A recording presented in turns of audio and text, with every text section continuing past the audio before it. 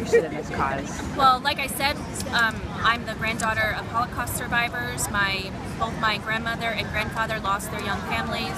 For my grandmother in particular, who was my hero, her 2-year-old and 4-year-old son were ripped out of her arms in the middle of the night by the SS, and the world, for the most part, looked away. And so I think about my grandmother Miriam, I think about my daughter, who was named after her, and I realize that we can't look away, no matter what our religion, what our geography, what our political background.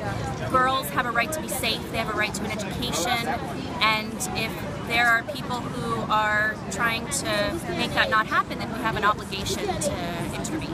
And I guess, who is this message today targeted to? Who would you like to hear about this? Well, I think what we want to say to Chicagoans is you're making a difference, you're making an impact. And so every time that I've been posting something on social media, whether it's Facebook or Twitter, I say your click makes a difference, your tweet makes a difference, your comment makes a difference. And through that together, today we acknowledge that the world knows that these girls have been abducted, but our work is not over.